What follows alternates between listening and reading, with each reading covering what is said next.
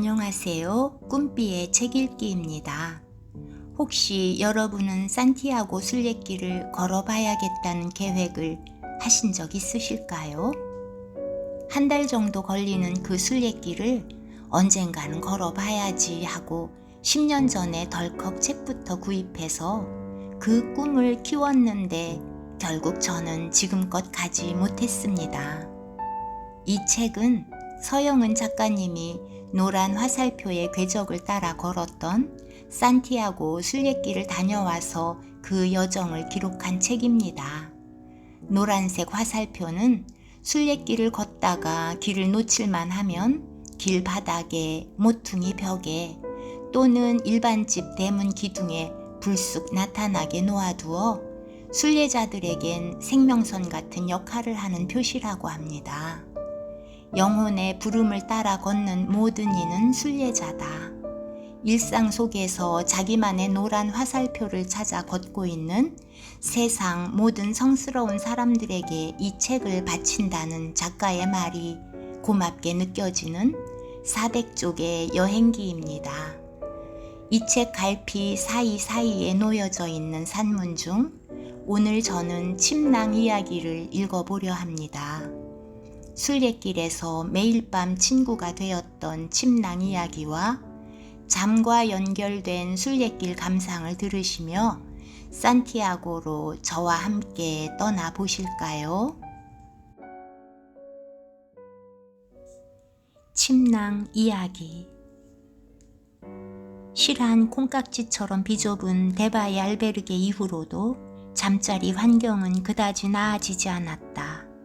철침대 스프링과 매트리스 상태가 나빠서 누우면 몸이 휘어졌고 자고 일어나면 허리가 뻐근했다. 베개만 있고 덮을 것이 없는 곳이 대부분이었다. 온열 기구가 있긴 해도 난방 구실을 하는 것은 드물었다. 그나마 가까운 자리를 차지해야 훈기라도 쐴 수 있었다. 그러므로 의지할 것은 오직 침낭뿐이었다. 침낭이 너무나 요긴하게 쓰여서 자고 일어나면 침낭에게 감사하다는 인사를 해도 부족했다. 침낭이 요긴한 것은 단순히 보온성 때문만은 아니다. 침낭은 이불과 그 이상으로 감싸주는 구실까지 한다. 하루 종일 걸어서 알베르게에 도착해 샤워를 하고 나서 미사를 드리고 요기도 하고 양치를 해서 입속도 개운하겠다. 이제는 잠을 자볼까 하고 침낭을 펼 때 밀려오는 맑고 진한 피로. 지퍼를 끝까지 내린 침낭 속으로 하체부터 미끄러지듯 들어가 지퍼를 쭉 끌어올리노라면 망디아르그의 소설 오토바이의 한 장면이 기분 좋게 떠오른다. 주인공 레베카는 오토바이를 탈 때만 입는 옷이 한 벌 있다. 입을 때마다 흥분을 느끼게 하는 옷이다. 그 옷은 반지르르 윤이 나는 검정 가죽으로 만든 콤비네이션으로 흰 모피로 안을 대었고 좁은 가죽끈으로 목과 손목과 발목 부분을 꼭 졸라매게 한 것이다. 레베카는 잠에서 깨어 일어나자마자 얇은 팬티 이외에 걸친 것이 없는 벌거벗은 몸을 다리부터 옷 안에 집어넣으며 내 몸은 양탄자 커버를 한 케이스 속의 바이올린 같아 라고 중얼거린다. 레베카는 하이델베르크에 있는 연인을 만나러 갈 참이니 정황으로 보자면 나의 연상은 얼토당토하는 것이다. 하지만 연상이란 것이 어디 장소와 분위기 맞춰서 떠오르는 것인가? 어찌됐든 실내가 춥기 때문에 옷을 입고 침낭 속으로 들어가서 지퍼를 밑에서부터 천천히 잡아당기면 벌어진 틈이 맞물리면서 몸이 외부의 냉한 공기로부터 차단되는 것은 물론 아직 눈을 감은 것도 아닌데 마치 의식의 암전이 일어난 것처럼 빛과 소리로부터도 차단되는 것 같다.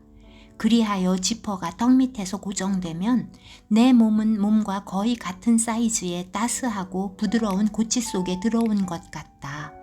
비록 얼굴은 여전히 밖으로 노출되어 있지만 눈을 감으면 얼굴이 노출되어 있다는 것조차 더 이상 의식하지 않게 된다. 이렇게 편하고 아늑한 세상이 있단 말인가? 어머니 자궁 속에 있는 것 같아. 잠은 매일 한 번씩 빈손으로 태어날 때의 상태로 인간을 되돌려 놓는다. 잠잘 때만은 왕들도 수많은 금은 보화와 호를 손에서 놓고 등대고 누운 자리 외에 아무것도 가진 것이 없는 사람으로 돌아간다. 잠자는 동안 들숨과 날숨 중 하나를 잃으면 그의 등대고 누운 자리는 그대로 이 세상 삶을 거두는 자리가 된다. 잠이 달고도 매끄러운 온수처럼 밀려온다. 낮 동안 땀을 흠뻑 쏟으며 에너지를 화끈하게 소모한 뒤에 사탕처럼 다디단 피로감, 자연과 깊이 교감하는 동안 헛된 근심과 걱정으로 얼룩진 흔적까지 깨끗하게 지워져 몸이 하얀 영사막, 쓰지 않은 먹지 같은 상태가 되었다고 할까? 잠은 영육의 필수 영양소이다. 모든 생명이 재충전을 하는 시간이다. 평소 우리의 잠은 에너지를 소진하고 난 뒤에 찾아오는 다디단 휴식이라기보다 좁은 닭장 안에 갇히어 알을 더 잘 낳게 하기 위해 억지로 소등을 하고 닭들에게 잠을 재우는 것처럼 강요된 휴식이랄 수 있다. 소등을 하고 나서도 어둠 속에서 멀뚱멀뚱 천장을 쳐다보며 하루 종일 이 방에서 저 방으로, 저 방에서 이 방으로 왔다 갔다 한 것밖에 없는데 뭘 했다고 잠을 자야 하나? 할 때가 많다.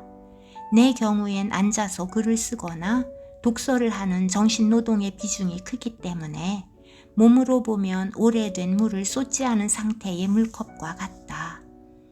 평소에 나의 잠습관은 그다지 까다롭지 않은 편이다.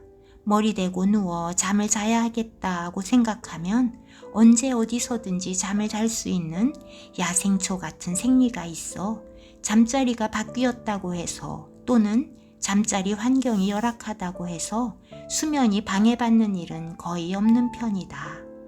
친구들과 여행을 해보면 너무나 깨끗한 욕조에 거품빈으로 목욕을 하고 나서 가운을 걸치고 우아하게 차까지 마시고 나서 눈처럼 희디흰 시트 속으로 들어가서도 잠을 못 잤다고 이튿날 아침 얼굴이 푸석한 상태로 피곤해하는 경우를 보았다. 그들이라면 이 순례길의 잠자리는 악몽과 같다고 할 것이다.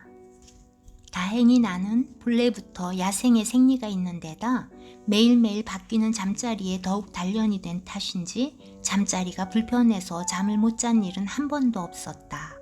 오히려 잠은 날이 더할수록 달고 깊고 깨끗해졌다. 달고 깊은 잠은 잠자리가 푹신하고 안락한 것하고는 무관한 것일 수 있다. 길 떠나기 전 노천에서도 잠잘 경우가 있다는 말을 들었을 때 각오를 다지기는 했어도 그와 같은 상황에 처해지는 것을 두려워하기보다 은근히 바라는 마음이 없지 않았던 것도 그 때문이다. 처음엔 지붕 아래서 잠잘 수 있는 것만도 감사하다 여겼는데 차츰 잠이 대담해져 침낭만 있으면 등대고 누운 자리 위로 지붕이 없어도 괜찮다는 마음까지 들었다. 앙리 루소의 묵시적인 작품 잠자는 집시는 잠의 한 경지를 나타내고 있다. 높고 아득하게 펼쳐져 성스러운 고요가 감돌고 있는 밤하늘에 커다란 별들이 여기저기서 소리 없이 반짝이고 밝은 보름달이 대낮처럼 지상을 환히 밝히고 있다.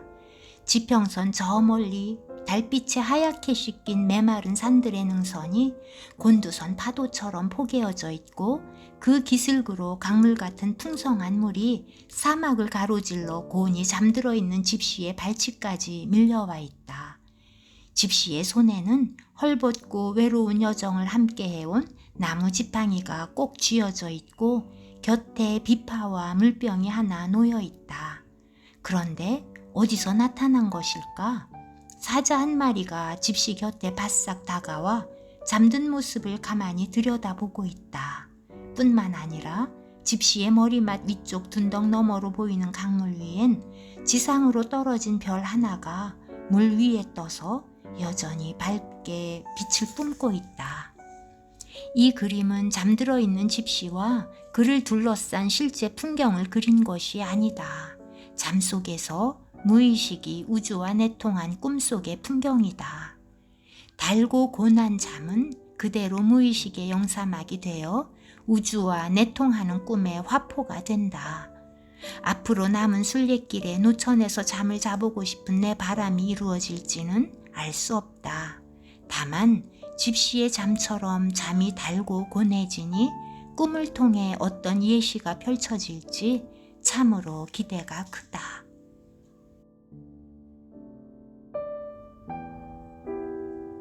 가까운 곳이라도 훌쩍 여행을 떠나고 싶으나 떠나지 못하게 하는 현실을 살면서 그 핑계를 살짝 코비드에 대며 살고 있습니다. 침낭을 가방에 매달고 가는 산티아고 길, 참으로 가고 싶은 곳입니다. 저는 다음에도 좋은 글 찾아 이 자리에 다시 오겠습니다. 안녕히 계세요.